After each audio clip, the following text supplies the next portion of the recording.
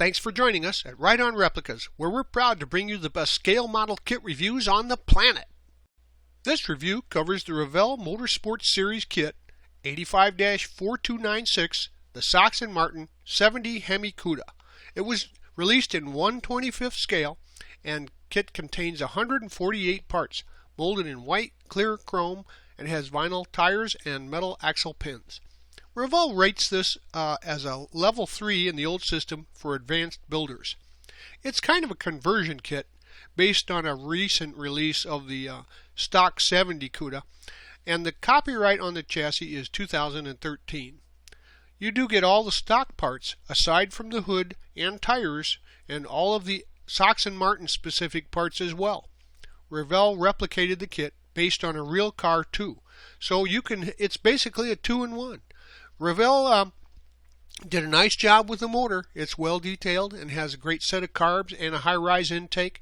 The chassis is detailed, simple, but it looks great when it's done. The body's a single shell, and the hood and the rear valence are separate. Now note, it's always been kind of a crazy and inaccurate front valence that was separate with the lower fender area that haunted the old Cuda kits, but that's gone. This one is just right. The decals are real complete, and they include red side panels so you can paint the car white and use decals for the 3-tone red, white, and blue overall paint.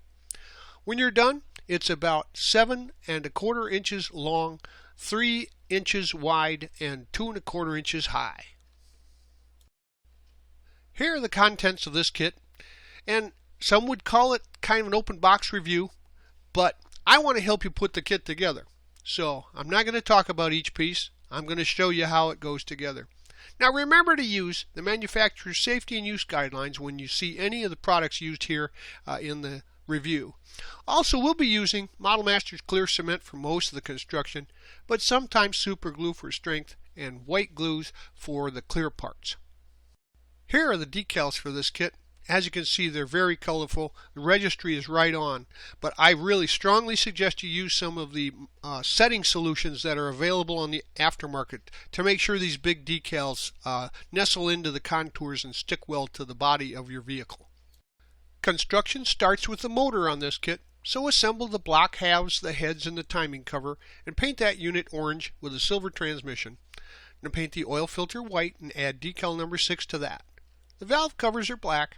The intake's aluminum, and with a steel high-rise manifold and gold carbs. Now the distributor is steel colored with a black cap, and the starter is black. Paint the belt flat black with a silver alternator pulley, and the fan is semi-gloss black. So is the lower hose a flat black, and the headers are steel colored. Attach the valve covers to the heads, attach the intake, and add the high-rise and the carbs to the intake.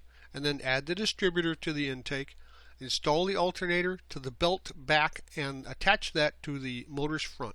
Add the fan and the fan clutch into place and install the starter on the left side. Add the lower hose in place and then attach the headers to the heads. Now note, there's no oil pan as it'll be added later in the assembly.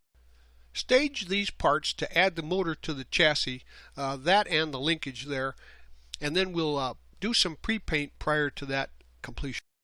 There's a copyright script there at the back end of the chassis that needs to be scraped off and sanded smooth if you're going to go for a contest winner. Paint the chassis red oxide primer and then lightly spray some white paint along the outside edge to simulate overspray.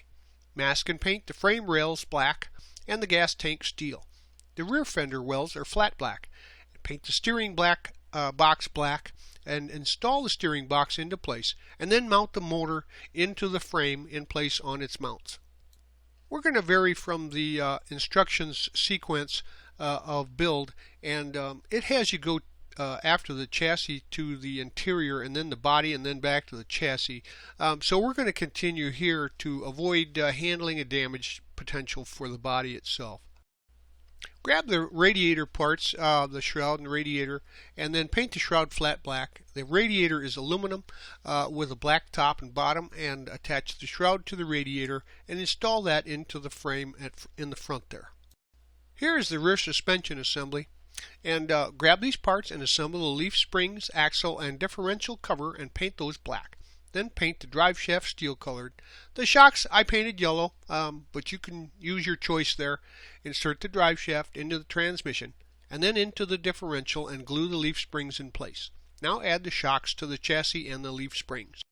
Now we'll get the parts out for the front suspension, and we'll be using some super glue here for strength on these small parts.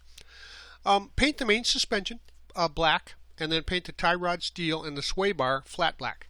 Paint the shocks yellow, and the oil pan is orange. Install the tie rod and the sway bar onto the suspension unit and install that to the frame. Add the shocks in place on the suspension, and they mount to the fender later. Now install the oil pan with the hole over the tie rod. Now, just as a precautionary note, please scrape off any paint or chrome plating that is on a glue joint so that it has a good strengthened bond.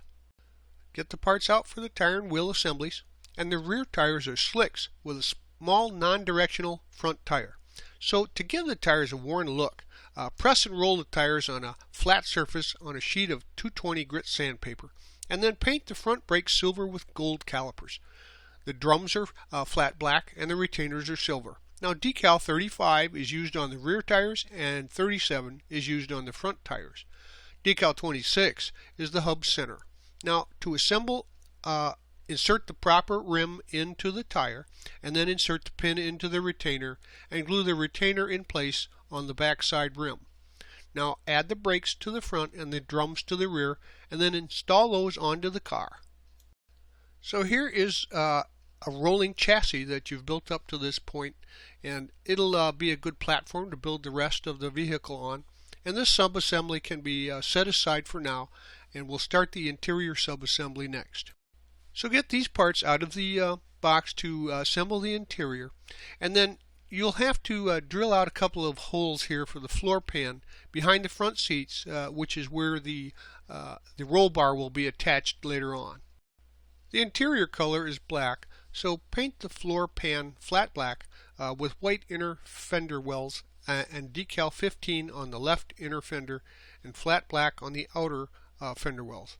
Then the underside of the transmission hump needs to go to red oxide primer, and the door panels are semi-gloss black with silver window cranks and decal 12 on the door.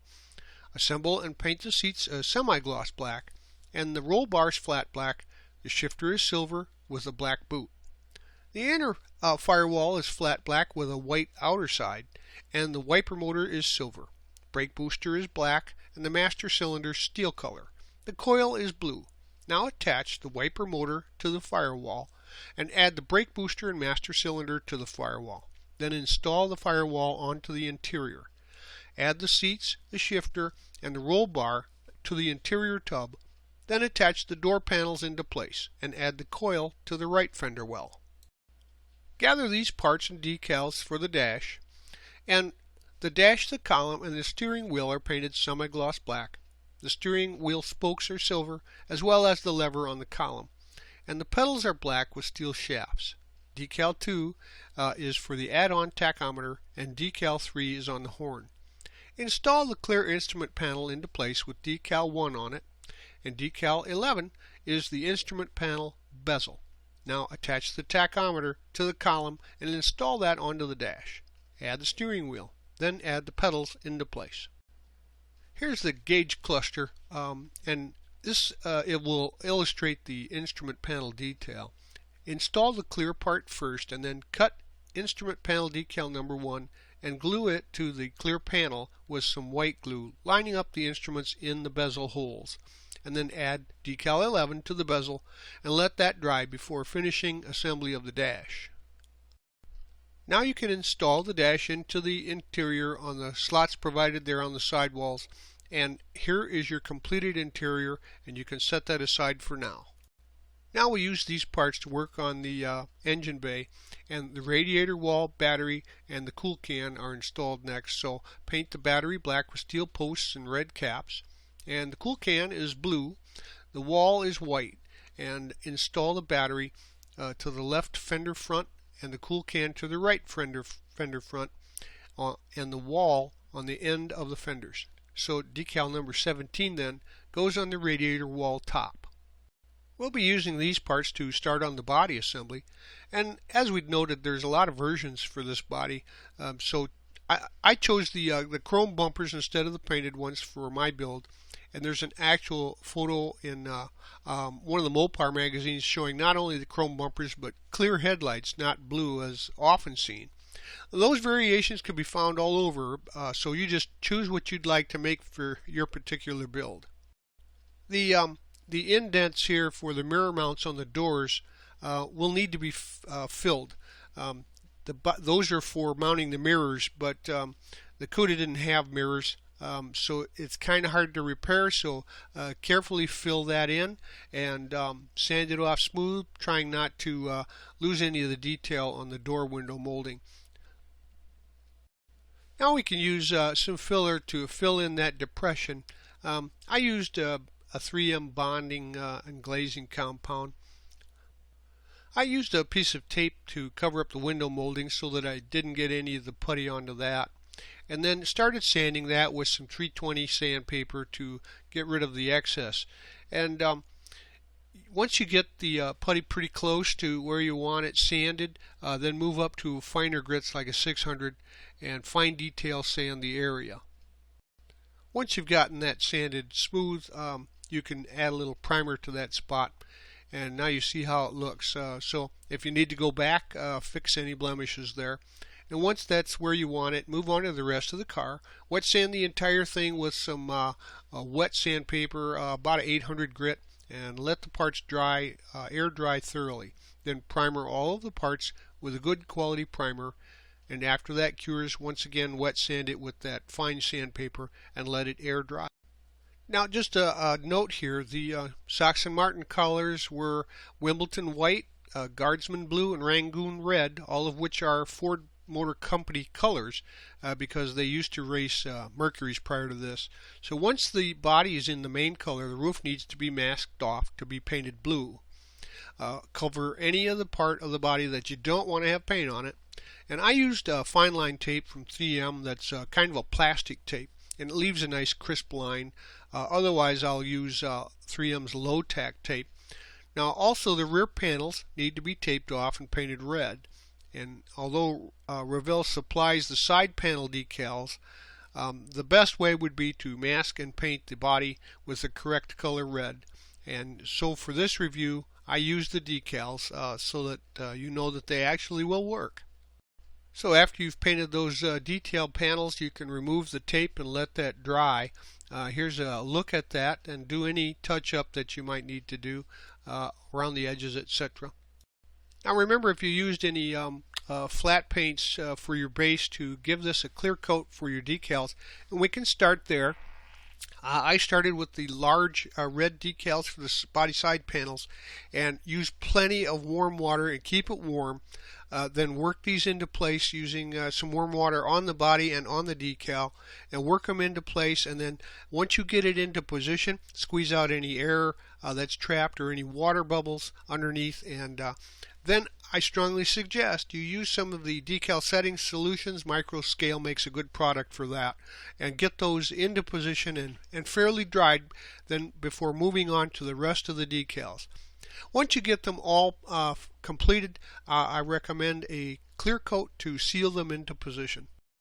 Once the decals and clear coat had dried overnight, I began to accent some of the trim on the car with some of the foil products that are out there.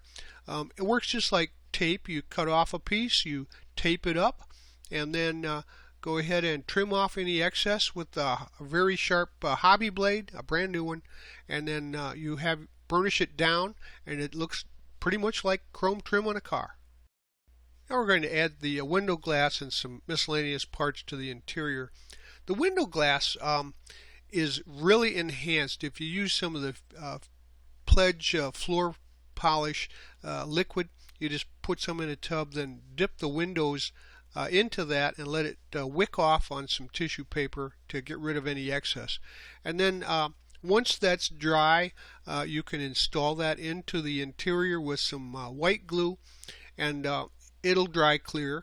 Then add the mirror and paint the visors black and install the visors in there, and then paint the tail lights with some stoplight red and white for the backup, and install those from the inside of the interior. Now scrape off any paint in the contact areas and then glue the interior into place in the body. Then install the chassis into place as well. And to start that, begin at the rear and shoehorn the chassis into the body slowly. It'll fit pretty tightly. You actually won't need any glue once she settles in. So pull these parts and decals out of the box for the front end. Now the grill is a steel with a flat black inner grill area, and decal number 5 goes in the left inner corner. From the back of the grill, install the headlight bezels. The lenses install from the front. Then install that into the car. Now attach the wipers to the cowl, and the door handles go into place too. Decal number 31 goes on the right side of the windshield. Add the bumper into place. Cut out the license tag and glue that into place with some white glue, and then decal number 8 is placed on the front of the hood there, and install the hood pins into place now too. Now add decal number 18 to the radiator hose and install that into place in this great looking engine bay. Get these pieces out for the final installations and attach the panel in place at the rear and add the bumper into place too. Then cut the license tag out there like the front and glue it into place as well. Now note the front and rear bumpers that I used were the chrome ones. If you choose, you can the ones that aren't painted, you would paint those red. Now, as we mentioned, there's actually 2 versions available in this build, and you're going to have some parts left over, including an extra set of wheels. So don't be surprised if you've got some bonus parts for your kit stash. Well, there you have it. This is really a great kit. It's a classic, and the paint scheme, of course, for the Sox and Martin version is iconic. The oil pan's a little strange, but it comes out okay, and the side decals are quite difficult to exactly get into place. I think that a novice would have trouble with that.